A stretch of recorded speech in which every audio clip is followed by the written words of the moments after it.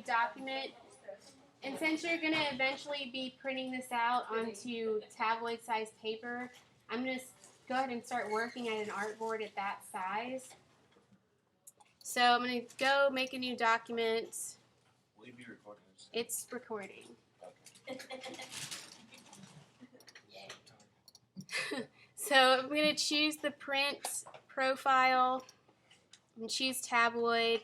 And I always change it to inches because I can't compute points this early in the morning.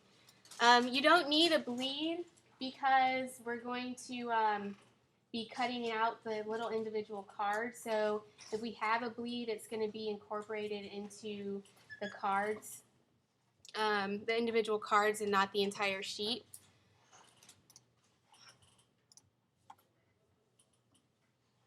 So before I even start, I'm going to set up some templates. And we've got this tool over here, a rectangle tool. You can choose all different kinds of shapes to work with. If you want your cards to be just straight cuts, you could just use the rectangle tool for the template. If you want to try rounding the corners, or at least see what your cards might look like if they're rounded, you can try the rounded rectangle tool.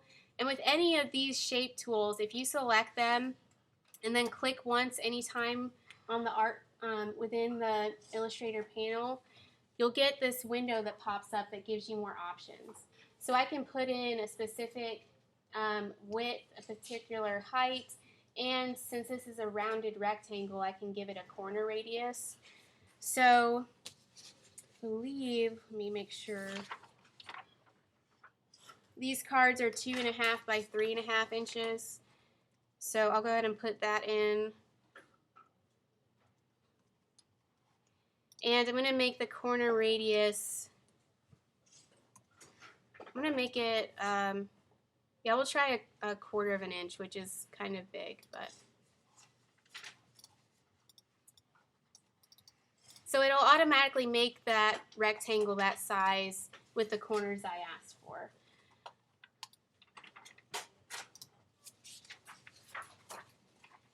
So for each suit, you've got the 13 cards, and then you also need to keep in mind that you need 2 jokers.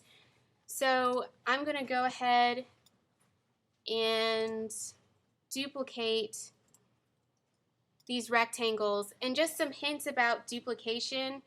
If you select an object and hold down Option, you get the double arrows. You get 1 black arrow, 1 white arrow.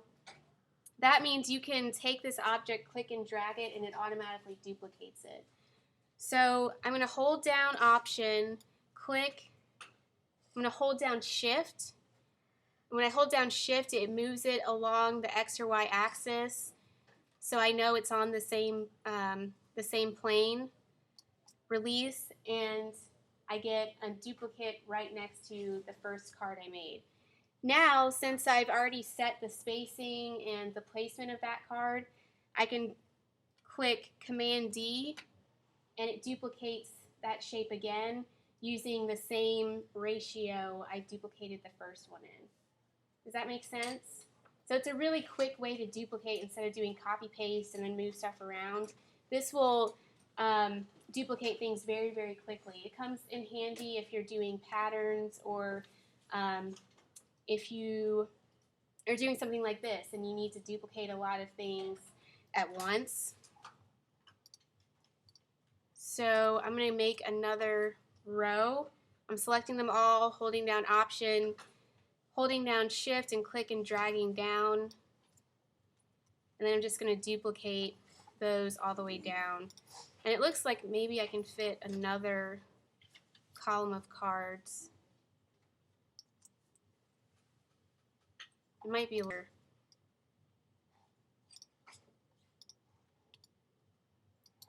So this is just my template for now.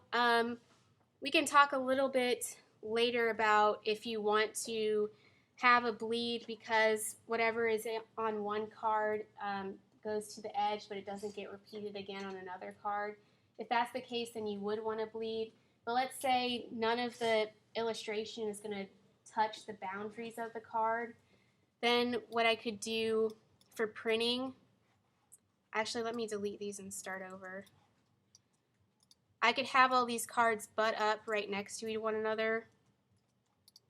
So then when I trim it, I can just trim one straight line all the way down or across and not have to fool with cutting each card out individually.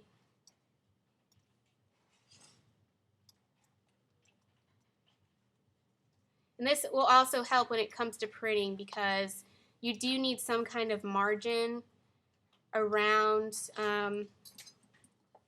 between where your cards are and the edge of the paper.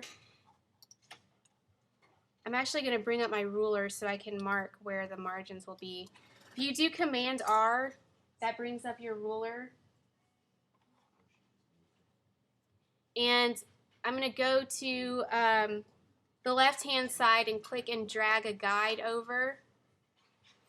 And I'm going to put it at 1/4 of an inch.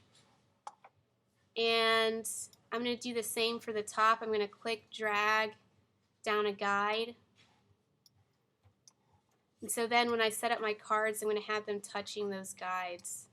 So that should help me with the printing. Alright, so that's going to be my template layer. And what I'm going to do, I'm going to double click on it. I'm going to change this to the name to template. And I'm going to click the option for it to be a template, and it's automatically going to dim these lines to 50%. So now I can't do anything in this layer. It's just for my reference. So when I start drawing, I can either put a layer above it or below it and put my drawings in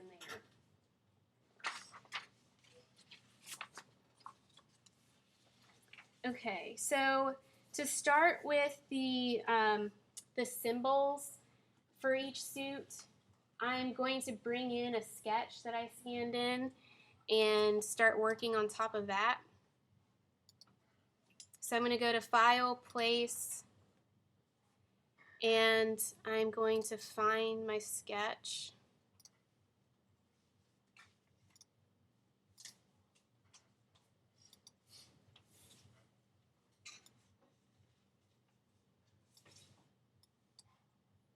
And I'm going to turn off the template layer for now.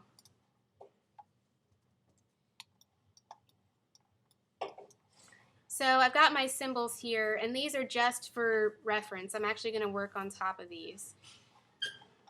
So I'm going to go ahead and lock this layer, call this sketch. I'm going to make a new layer above it called symbols. And just to get used to the different shape tools, I'm actually going to make all of these symbols only using shapes. So I'm not even going to use the pen tool just yet. What you'll notice with these symbols is that they're all pretty simple shapes.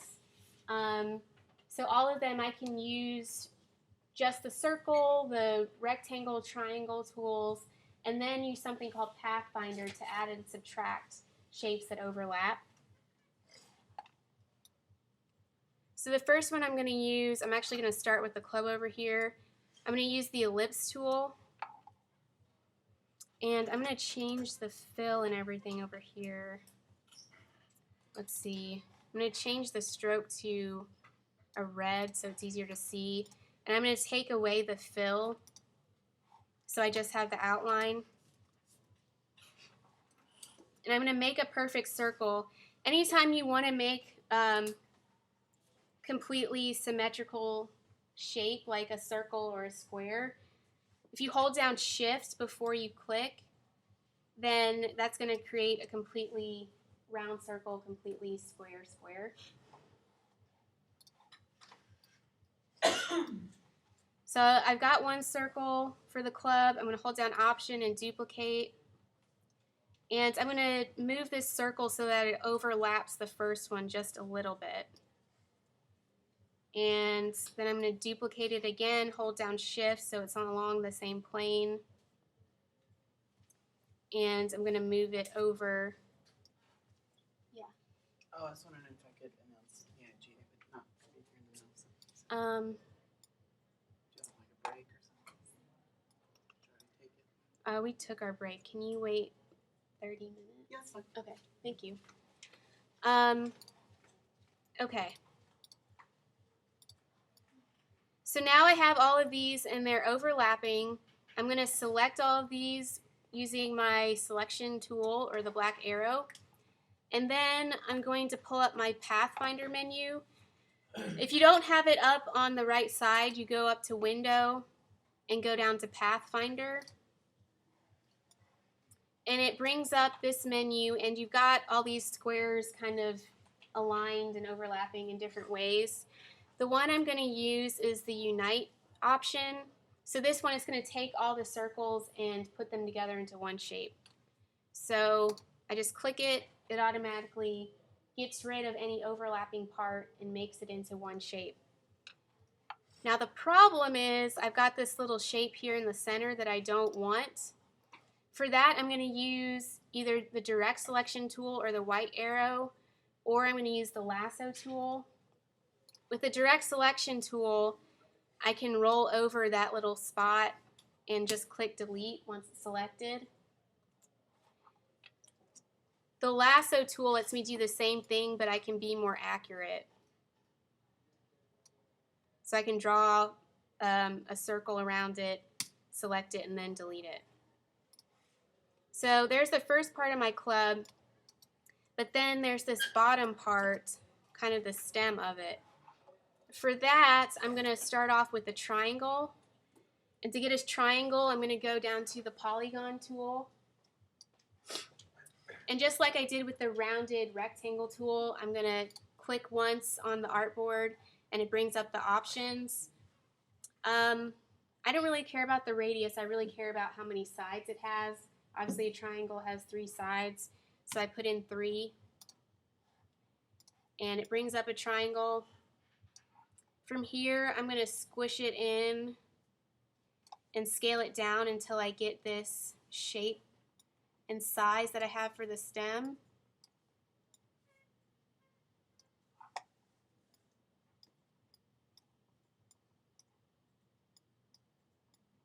And I'm going to bring it up to the club so that it's overlapping. And to make sure that it's centered, I'm going to select both objects.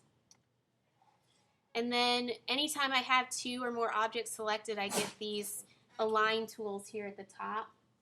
I'm going to go over to the horizontal align center option, click that, and if something's off, let me make something more. So let's say they're pretty off.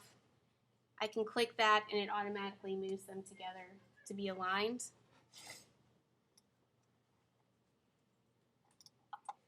So it's getting there, but I still have this little curve here at the bottom, like a little bite has been taken off of the bottom of the triangle. So to get that, I'm going to make another circle.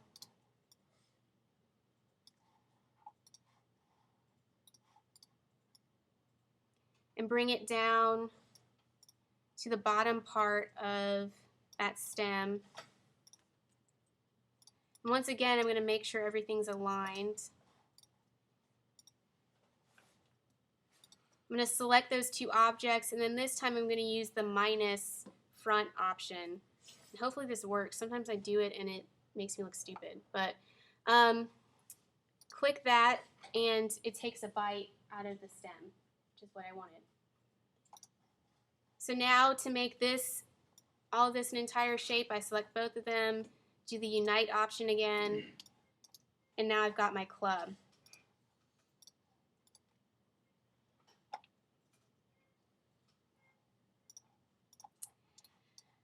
Now what I just realized is I've still got the spade over here, and it's still got the same kind of stem. So I'm actually going to do Command Z to go back before I united those 2 shapes, and I'm going to duplicate the stem and bring it over here so I can use it again. And now I'll go ahead and unite that. And the spade I'm going to come back to in a second. I'm going to move over to the heart. And the heart is essentially two ovals, or 2 circles and a triangle. So for that, I'm going to take an oval on one side and rotate it. Then I'm going to duplicate it, and I'm going to use my transform menu. If I click on the transform menu, there's a drop down menu, so I can go down there and I can flip it vertical or flip it horizontal. I'm going to flip it horizontal, so it's basically a mirror reflection. And just like I did with the club, I'm going to bring the ovals over to one another and have them overlap. And go back to Pathfinder, use Unite to bring those two together. And then I'm going to use my Polygon Tool again to make a triangle. And I'm going to start off with it a bit smaller because the other one was huge. That's better. So I'm going to take that, rotate it around. If I hold down Shift, it rotates everything in 45-degree increments, so I can rotate it exactly to where I need it to be. I'm going to move it up. If I hold down Option while I'm scaling, and see, I don't know how apparent it is up there, but if I roll over one of these boxes that outline the shape, the arrow changes. So for this one, it changes to a left and right direction arrow. If I hold down Option and click while I've rolled over that, I can stretch out the shape along the horizontal axis, but the height stays the same. So it's a way of adjusting the shape without messing with the vertical direction of it. So this is a quicker way for me to adjust the width of the triangle. So once again, I'm going to select those both, do align, make sure they're aligned, select both, and do Unite. So there I've got my heart, but got some stuff wrong with it. I'm going to use the Lasso Tool to take out this triangle in the center. And then I'm going to take the Direct Selection Tool, and I'm going to go and take this point here, just try to move it out a little bit, and mess with the handles to kind of smooth out that area.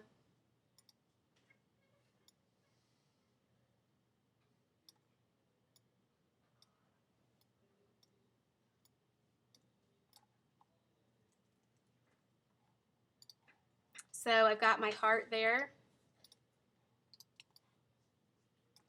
And my spade is just a heart turned upside down with the stem. So I'm just going to duplicate that. Hold down Shift and turn it 180 degrees. Put it on top of the stem. Center align it. And let me bring this down, see if this will work. And then unite them.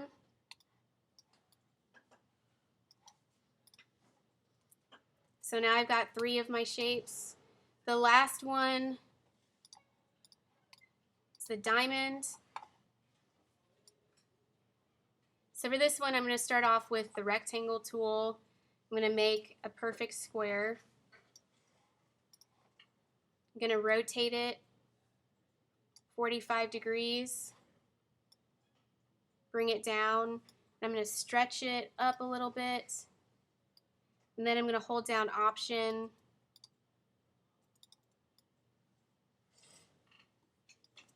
stretch it a little further. Now to get it more in the diamond shape that I want, I'm going to select one of the points. And I'm actually going to, if you want to be really precise, you can use the arrow keys on your keyboard, and it'll move the points in pretty small increments. If you hold down Shift, it multiplies those increments by 10. So if you need to move something pretty quickly with the in bigger increments with the arrows, you can hold down Shift to do that. So I'm going to hold down Shift and bring it in 1 or 10 units to the left, and I'm going to do the same to the right. Select that little point, hold down Shift, and press the right arrow, and it brings those 2 points exactly where I need them to be. So I have the basic diamond shape. I could stop here, but I was really cutesy and creative and did a bit of an arc on each side. So I'm going to take some big circles and I'm going to line those up so that I'm taking a bite out of each side.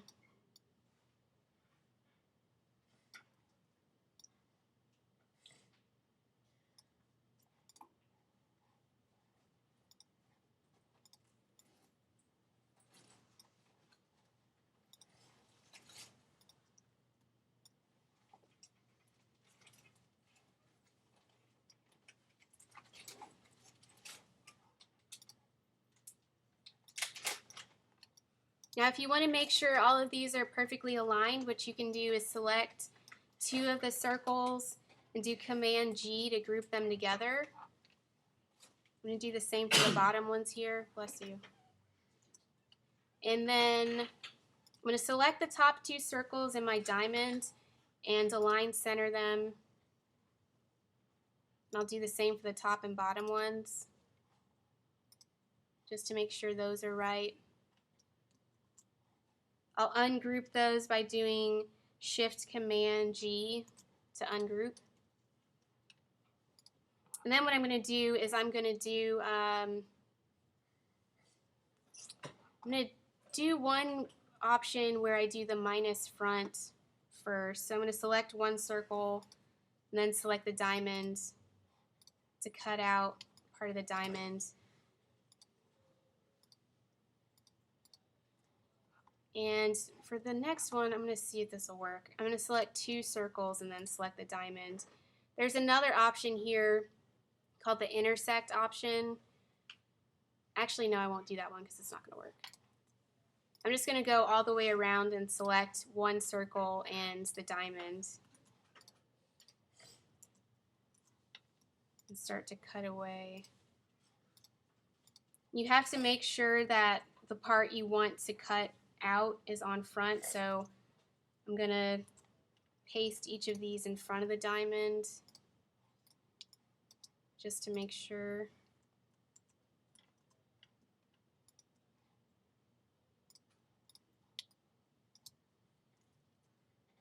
So now I've got my diamond. There are some little extra points that I don't want. So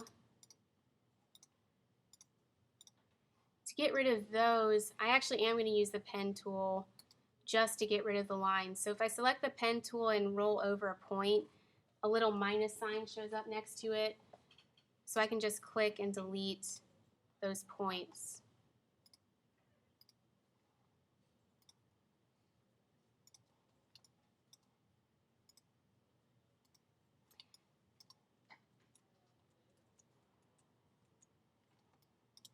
Maybe some of them just need to be brought in a little bit. Let me try bringing these up a little bit.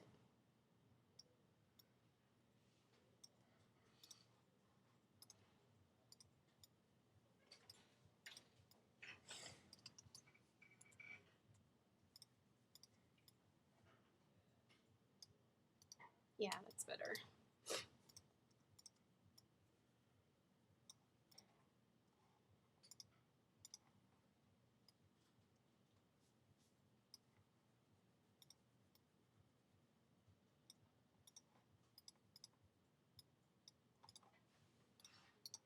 Okay, I could keep working on it, but you get the idea. So there, I've got all my symbols and I use them completely with shapes. So didn't use the pen tool, and even when I pulled it out, it ended up messing everything up. So yeah, definitely something you could do complete with the shape tools. Just to kind of show you guys some other tools over here that you might find useful. You've got the first 4 tools, which are pretty straightforward. There's also something called the star tool. If you select this and click somewhere on the artboard, you can choose how many points you want, and then the outer radius and inner radius. So I could put in, say, 1/2 inch here, or sorry, 1/4 inch, and then 1/2 inch. And I get a star, normal 5-pointed star. I could take the same 5-pointed star and change the radius, the radii, I guess, and get a completely different star.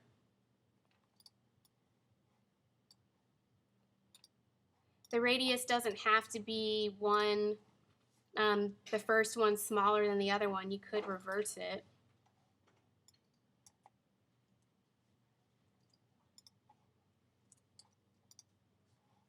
And really it's the same thing.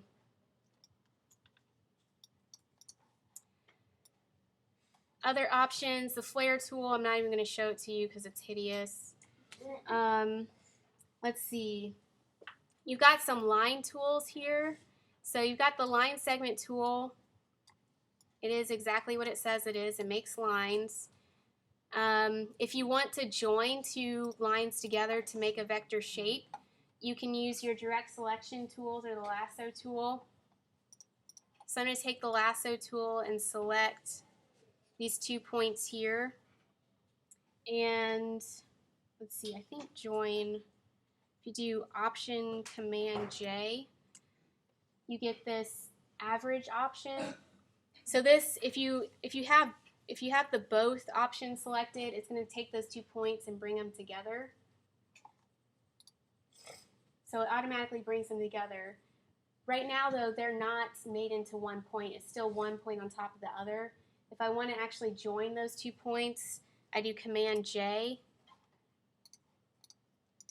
And now these 2 points are actually 1. Now, let's say I have 2 points and I want a line to connect those 2.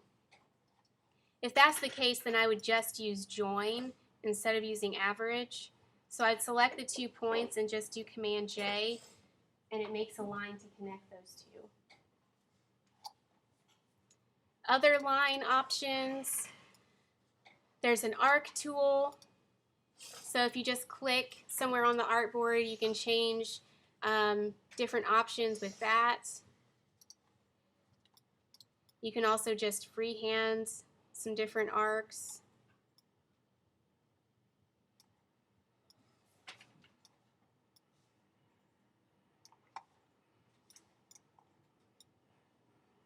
The spiral tool, same thing. You can put in different types of options and it makes spirals. The grid tools down here, pretty quick ways to make grids. So this might especially come in handy if you're trying to create some kind of pattern. If I click somewhere on the artboard, I get these options. I can select exact increments for the grid to be created in. So do 0.25 by 0.5. So it made a grid. If I hold down Shift, I can enlarge it. I can still move around the sides of it, and the squares within will adjust accordingly. And you might be able to do expand, and then the outlines are changed to a vector object. So I could go in and actually move some of these lines around. It's kind of cool. There's also a polar grid tool, so it does the same thing, but in a circular fashion.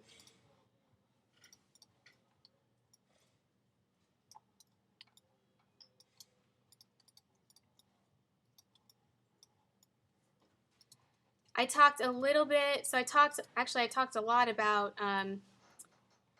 the Pathfinder and putting shapes together. There's also something called the Shape Builder tool. So if you don't even want to fool with the menu and you want to be more hands-on with what gets merged together, you can, let's say I take a couple shapes. I'll take the club and the star, and actually I'll take one more shape. I'll take the heart. And I've overlapped them. If I have the Shape Builder tool, which is right here, it's right above the live paint bucket. If I have something selected and I roll over it, it'll start to black out certain areas. So let's say I want to get rid of part of the area that's overlapping with the star, and it automatically merges it. So I can do that with any of these pieces. Let's say this little part of the star, I want it to be a separate piece. So I can use the Shape Builder just on that piece, and it separates it out. So now it's a little separate area that I could then color in. Same with this little one.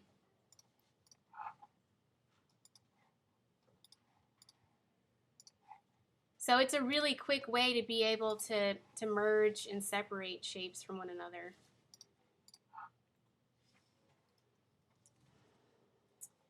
All right, finally I'll mention some other transformation tools.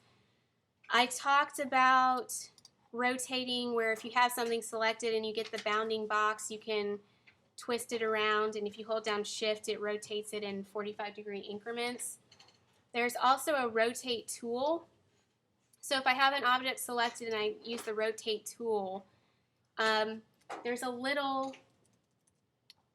dot that shows up in the center, and that's the spot where the shape is going to be rotated around. I can actually go to that spot and move it somewhere else. So let's say I want to rotate the star from this corner here. I can take the rotate tool, and when I rotate it, it'll rotate from that point I've specified.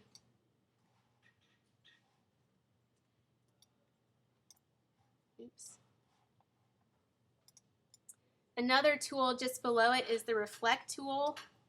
So once again, I can have something selected and there's a little point that shows up, which is probably hard to see up there, but it'll reflect it going from where that point is. And if I hold down Option after I start clicking, I can duplicate it. And remember earlier I talked about if you move something in an increment and duplicate it, then it'll, if I hold down Command D, it'll duplicate it again. Sometimes people will ask about making a circle with almost like ticks on a clock. You can do that using the Rotate and Reflect tools. I'm going to group them together and rotate them. After I start clicking and dragging or holding, I'm going to hold down Option to get the double arrows so it's duplicated. And now I'm going to do Command D, and it duplicates it in a circle. You'd have to use your smart guides to figure out how far the angle needs to be to make a perfect circle, but really quick and simple way to duplicate things in a circular fashion.